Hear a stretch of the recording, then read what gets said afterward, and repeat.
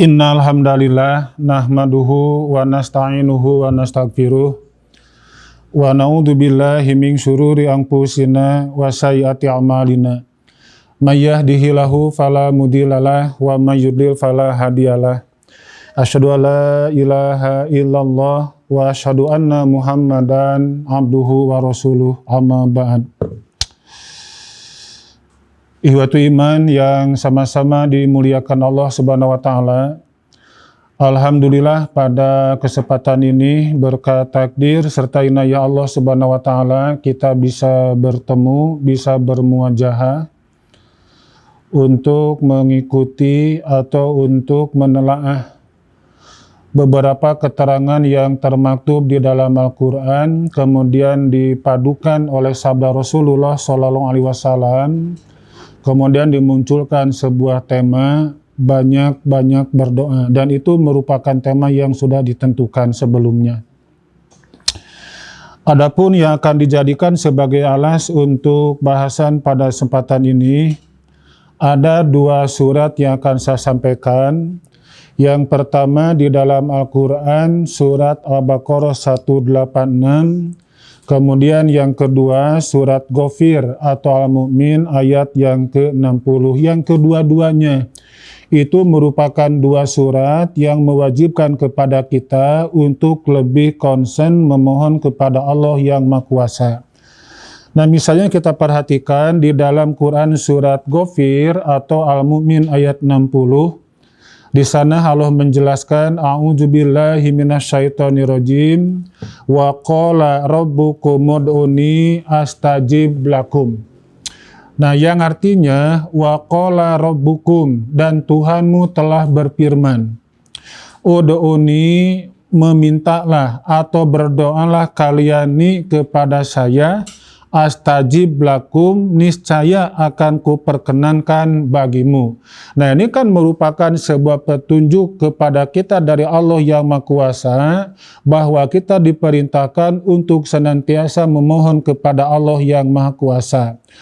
Nah, lalu kalau kita membandingkan dengan Al-Baqarah 186, di ayat yang tadi munculnya salah satu pernyataan dari sebelum munculnya sebuah perintah. Awal kalimat menyatakan, Allah berfirman, wa iza sa'alaka ibadi anni fa inni qarib. Wa idza sa'alaka ibadi, dan apabila hambamu bertanya kepadamu anni tentang aku, maka jawablah, fa inni qarib, sesungguhnya aku ini dekat. Nah, di dua surat yang tadi, yang pertama Ghafir ayat yang ke-60, kemudian Al-Baqarah 186, maka itu kan memiliki lafaz yang berbeda, tapi itu kontennya sama, itu isinya sama. Isi dua ayat yang tadi menunjukkan bahwa kita harus memohon kepada Allah yang Maha Kuasa. Nah, tentu kalau kita bermuhasabah, kita introspeksi, kita tanya diri kita masing-masing. Kita sering memohon kepada Allah. Apakah ketika sujud yang pertama, sujud yang kedua, sujud yang terakhir, bahkan ketika kita akan berbuka di dalam saum Ramadan, atau kita dimanapun berada tempat-tempat yang diperuntuk berdoa, kita sering memohon kepada Allah. Tapi pada kenyataannya, berapa persen yang doa kita dikabulkan oleh Allah yang Maha Kuasa? Kita sering memohon kepada Allah, ya Rabb, berikanlah kepada hamba ini. Pada kenyataannya sampai detik ini ternyata belum ada yang terwujudkan, belum ada yang dikabulkan. Nah, maka munculkan sebuah pertanyaan, ini di mana letak kesalahannya? Apakah memang Allah belum mengabulkan doa kita? Atau terbalik? Atau kita kurang santun kepada Yang Maha Kuasa? Nah, oleh karena itu, kita membutuhkan berbagai macam keterangan yang Nabi sabdakan tentang adab memohon kepada Allah yang Maha Kuasa. Dia bukan masalah seringnya, bukan masalah banyak memohon kepada Allah yang Maha Kuasa, tapi aturan main yang perlu kita perhatikan. Ihwatu iman yang saya hormati dan yang Allah muliakan, di dalam Al-Quran, surat Al-Baqarah 186 yang tadi saya sampaikan, sebelum ayat yang tadi diturunkan, maka ada kedua kelompok agamawan yang datang kepada Rasulullah SAW. Yang pertama kelompok para sahabat Nabi, dan yang kedua para pendeta Yahudi Madinah.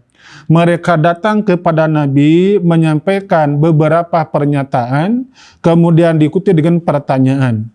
Contoh kasus, ulama Yahudi mengatakan yang mereka sampaikan kepada Kangjeng Rasul menggunakan kalimat ya Muhammad, bukan ya Rasulullah, tapi ya Muhammad.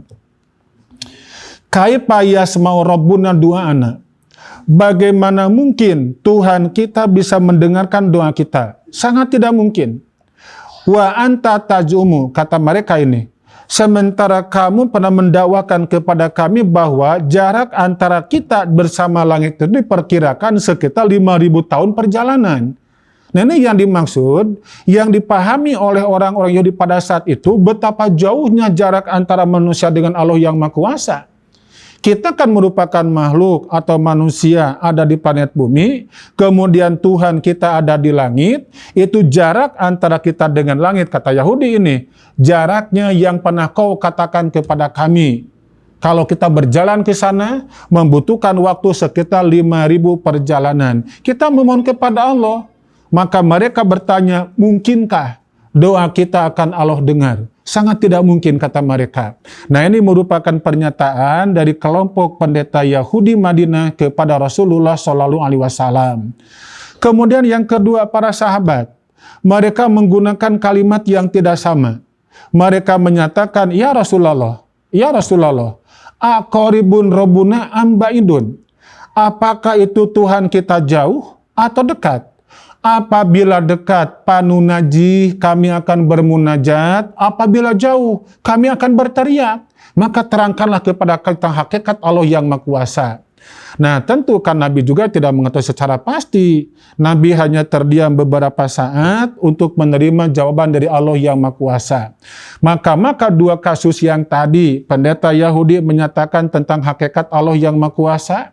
Kemudian sahabat juga sama, aqoribun robbuna panunaji ambaidun panunadi. Apakah Tuhan kita itu jauh? Kalau jauh kami akan berteriak, kalau dekat kami akan bermunajat. Terangkanlah kepada kami. Nah, maka Rasul memberikan jawaban merupakan kutipan dari firman Allah yang diabadikan di dalam Al-Baqarah 186. Wa idza salaka ibadi anni fa ini qarib. Wahai Muhammad, jika hamba-hambaku bertanya kepadamu tentang aku, maka jawablah, sesungguhnya aku ini dekat. Lebih dekat dibandingkan dengan urat leher. Lebih dekat dibandingkan dengan urat nadi. Itulah hakikat Allah yang Maha Kuasa. Nah, maka dengan jawaban yang tadi, maka mereka menjadi lega semuanya. Sekarang buat kita, bukan kalau menjanjikan kepada kita semua. Janji yang pertama di Ghafir 60, Al-Mu'min 60, Allah menyatakan, kata Allah begini, ud'uni astajib lakum. Mintalah kau kepadaku, pasti akan kuberikan apa yang kau minta. Itu di dalam Ghafir ayat yang ke-60. Al-Baqarah 186. Wa idza sa'alaka ibadi fa inni qarib ujibu da'wata da'i idza da'an. Ini kan memiliki mana yang sama. Kalau di Ghafir ayat 60 menyatakan mintalah kau kepadaku akan kuberikan kepada kamu. Di Al-Baqarah 186 menyatakan apabila mereka meminta kepadaku akan kuperkenankan kepada mereka semua. Nah, pada kenyataannya kita rasakan selama ini, berapa persen yang kita kabulkan oleh Allah yang Maha Kuasa? Kita meminta kepada Allah, minta sesuatu dari A sampai kepada Z. Dari manakah yang kita kabulkan? Apakah A sampai D atau A sampai S atau memang belum pernah sama sekali? Berarti di sini di mana letak kesalahannya? Bukankah Allah menjanjikan ujibu da'wata da'i idza da'an? Ud'uni astajib lakum. Ini kan janji Allah yang Maha Kuasa. Nah, lalu Nabi juga memberikan penjelasan kepada kita.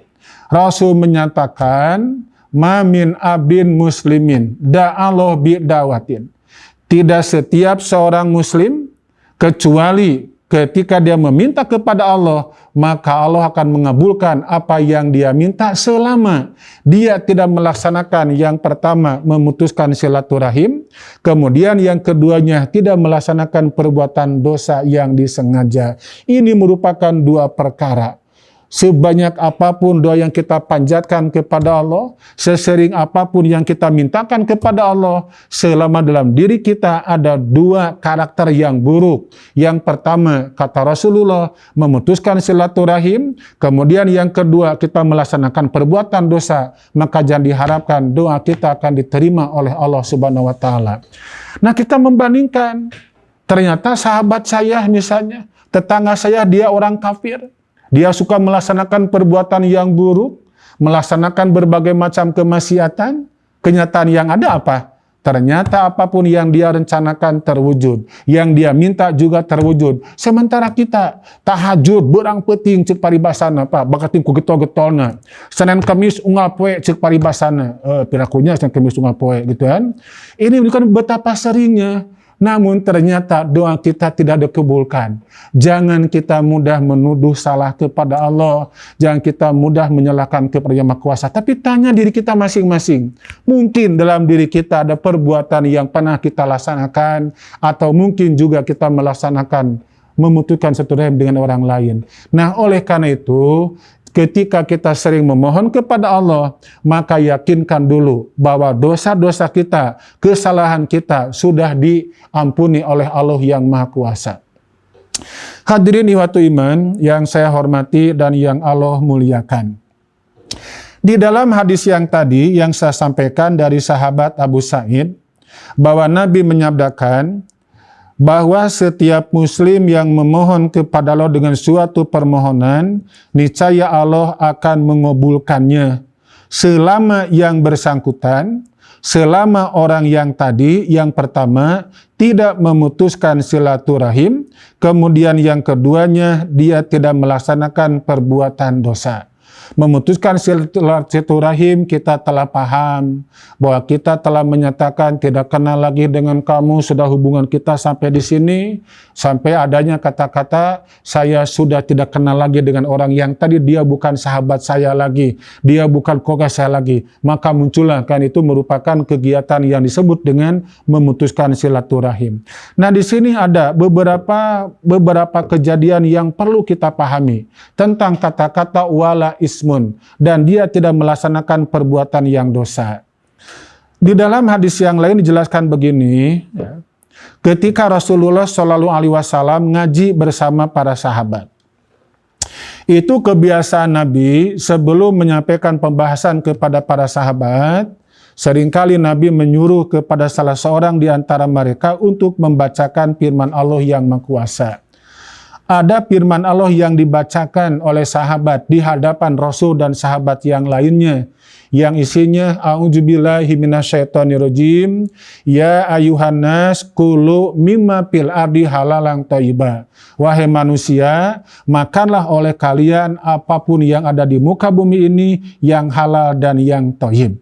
Nah, ketika Ibnu Mas'ud membacakan ayat yang tadi, maka sahabat Rasul yang ikut kajian pada saat itu yang bernama Sa'ad bin Abi Waqqas, dia langsung berdiri dan menyampaikan pertanyaan kepada Rasulullah dengan satu pertanyaan, ya Rasulullah, udullah, ya Rasulullah, mintakanlah kepada Allah, ayaz'alani mustajabat da'wah, agar dia menjadikan aku termasuk orang yang mustajab ketika berdoa. Ini kan merupakan sebuah permohonan. Karena dia merasa ketika berdoa Allah ternyata jarang mengabulkan apapun yang dia minta, maka dia minang saraya kepada Rasulullah agar Nabi memohon kepada Allah untuk menjadikan dirinya Sa'ad bin Abi Waqqas yang tadi termasuk orang yang mustajab ketika berdoa. Maka kata Nabi, ya Sa'du atib mat amaka takun mustajab dakwah. Wahai Sa'ad, bersihkanlah perut kamu dari makanan yang diharamkan, maka aku jamin engkau akan termasuk orang yang mustajab ketika berdoa. Nah, berarti ini Pak, Bu, ini merupakan penyakit yang paling utama untuk tersendatnya doa kita kepada Allah yang Maha Kuasa. Jangan kita membandingkan dengan orang-orang yang kafir. Itu orang yang kafir kan kata Nabi, apabila kamu melihat mereka melaksanakan, mereka memohon, mereka merancanakan, mereka punya program terwujud semuanya, dan ternyata dalam kemaksiatan, maka Nabi mengatakan, perhatikan, fa innama huwa istidrajum minallah. Itu merupakan laknatan dari Allah yang Maha Kuasa. Ini kan kita bukan sama dengan mereka, mereka juga bukan kita. Nah, maka kita punya aturan tersendiri. Apabila kita memohon kepada Allah, betapa sering memohon kepada Allah, tapi yakinkan dalam diri kita tidak ada satupun makanan yang diharamkan. Sampai Nabi bersumpah, demi Allah, kata Rasulullah, waladhi nafsu Muhammadin biyadihi. Itu merupakan gaya sumpah Kangjeng Rasul. Demi Allah itu pada hakikatnya. Siapa saja setiap orang yang memasukkan ke jaubnya satu makanan yang diharamkan, maka doanya tidak akan sampai kepada Allah selama 40 hari 40 malam. Ini satu suap. Sekarang satu piring berapa suap? Satu bulan gaji berapa piringan gitu kan Pak ya? Ketika mereka kerja dengan hasil yang diharamkan, memohon kepada Allah, maka jangan berharap doanya akan diterima oleh Allah yang Maha Kuasa. Bukan masalah seringnya, bukan masalah banyaknya memohon kepada Allah, tapi bersihkan dulu diri kita. Itulah yang Nabi pesankan kepada sahabat Sa'ad bin Abi Waqqas. Ya Sa'du, atib mat amaka takun mustajab dakwah. Wahai Sa'ad, bersihkanlah perut kamu dari makanan yang diharamkan, maka aku jamin kau akan termasuk orang yang mustajab ketika memohon kepada Allah yang Maha Kuasa. Nah, di hadis yang pertama tadi saya sampaikan, bahwa kata Rasulullah, ma min abin muslimin da'aloh bi da'watin. Setiap muslim yang memohon kepada Allah dengan suatu permohonan, pasti akan dikabulkan selama dia tidak memutuskan silaturahim. Kemudian yang kedua, tidak melaksanakan perbuatan dosa yang disengaja atau yang tidak disengaja. Ada 3 macam Allah mengabulkan permohonan kepada manusia. Yang pertama, ayu ajila dakwatahu, akan disegerakan itu doanya. Dan tentu ini kan merupakan milik para nabi dan orang-orang yang soleh. Ternyata para nabi juga tidak tokcer ketika memohon. Kita kan bisa melihat ketika Rasul memohon kepada Allah tentang hakikat Umar bin Khattab, Allahumma a'ijil islama bi Umaro. Ya Allah, kuatkanlah Islam disebabkan Umar masuk ke dalamnya. Tokcer tidak, membutuhkan waktu itu. Ini level seorang nabi. Nabi Ibrahim, kita kan tahu sejarahnya. Ketika beliau menyimpan 2 keluarganya, Hajar bersama Ismail, di tempat yang tidak ada kehidupan, tidak ada air, beliau memohon kepada Allah, di antaranya warjukum minas samarot. Ya Allah, berikanlah rezeki kepada mereka di berbagai macam buah-buahan. Apakah langsung dikabulkan? Tidak, itu membutuhkan proses. Ini level seorang nabi. Ini level seorang yang ke surga tanpa penghisaban. Sekarang kita memohon janari kepada Allah, duha yang dikabulkan. Kudu era atau kudu kitu man. Maka kita harus muhasabah kepada Allah yang Maha Kuasa. Bukan masalah seringnya memohon kepada Allah, tapi introspeksi, muhasabah diri kita. Maka hemat saya, ada beberapa adab ketika memohon kepada Allah Subhanahu wa Ta'ala. Kita punya waktu yang cukup banyak memohon kepada Allah, maka langkah yang pertama kita ikrarkan dulu kepada Allah yang Maha Kuasa. Ya Rob, hamba merasa banyak dosa, banyak kesalahan, baik yang disengaja maupun yang tidak. Terus kita ikat kepada Allah yang Maha Kuasa. Diakhiri dengan kalimat, dan hamba merasa yakin tidak mungkin ada yang dapat mengampuni dosa hamba, kecuali Engkau yang Maha berkuasa atas segala sesuatunya. Maka ampunilah hamba, maafkanlah segala kesalahan hamba. Kita akan ikrar dulu kepada Allah yang Maha Kuasa. Nah, baru setelah itu, kita memohon kepada Allah apapun yang kita mintakan kepadanya.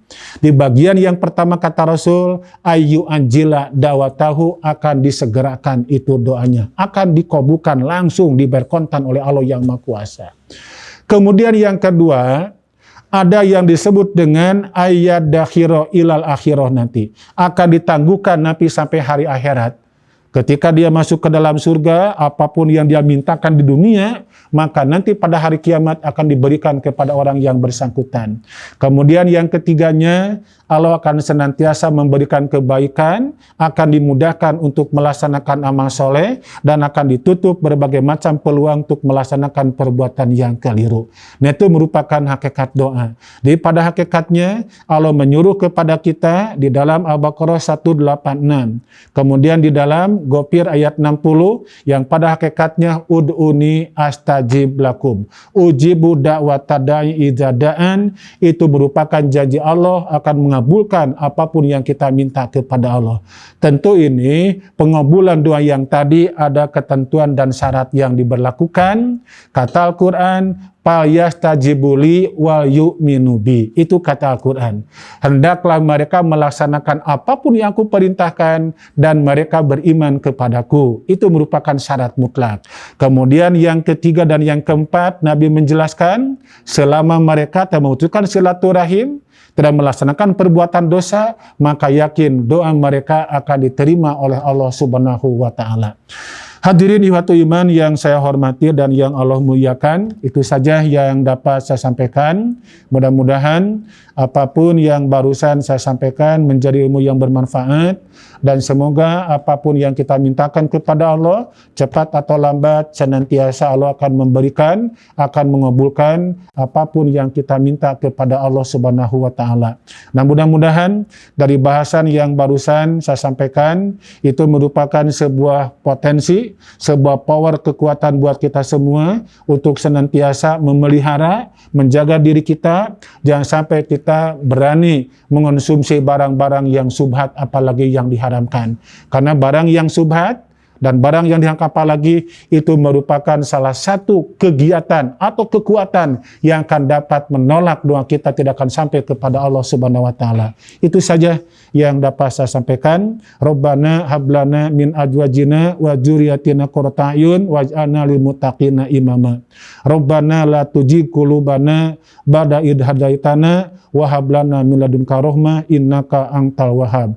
Allahumma anfa'na bima 'allamtana wa 'allimna ma yanfa'una wajidna ilma. Wassalamualaikum warahmatullahi wabarakatuh.